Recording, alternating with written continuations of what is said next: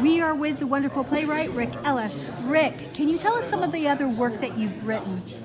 Oh, golly. Well, I haven't been doing it very long, so I don't have a terribly long list of credits, but I wrote a show that just opened on Broadway called The Cher Show, which was a lot of fun. And before that, I wrote a play called Peter and the Starcatcher, Which I love. which played here in New York for a couple of years.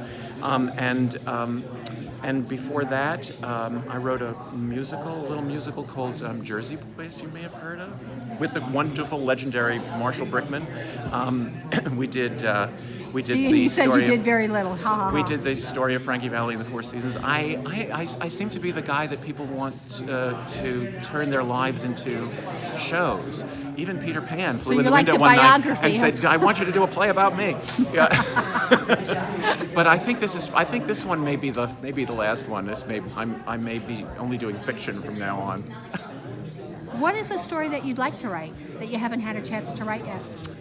Oh, I'm working on a few things now, but I mustn't talk about them, or else I'll wake up in the river with with my pockets full of stones. Yeah, you wouldn't want that. It's a very particular challenge to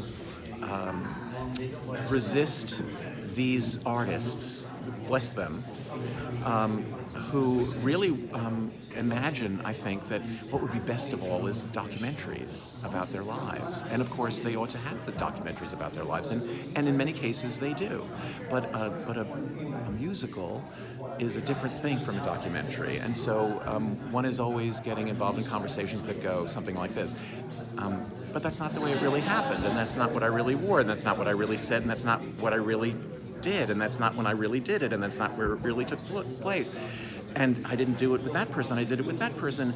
And so those of us who do these types of shows are always saying, it doesn't matter. What actually happened isn't what this is about. This is about what we're going to do with what actually happened to tell a story that is Relatable. compelling, with characters that people care about.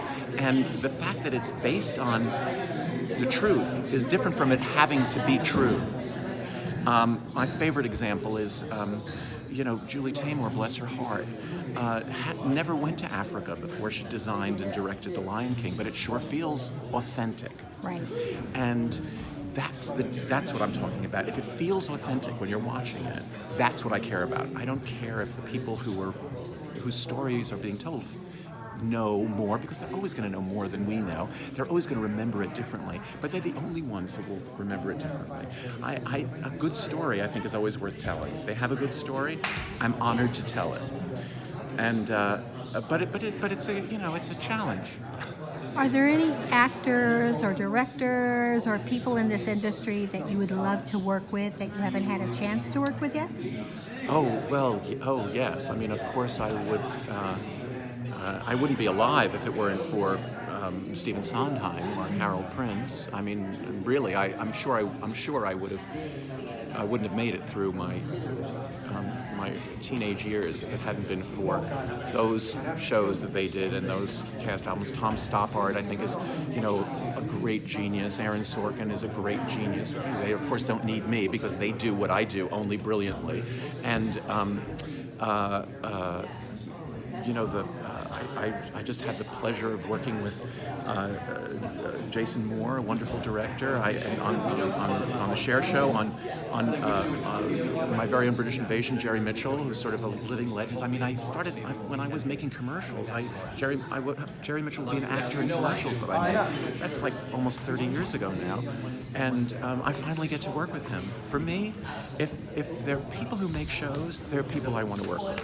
I came to this part of my life only about a dozen years ago, so I don't have that much more time left. I want to work with everybody I possibly can.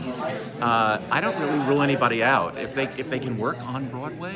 Because it's really hard to work on Broadway. It's really hard to get your stuff on and seen. If they've managed to do that, they're on my list.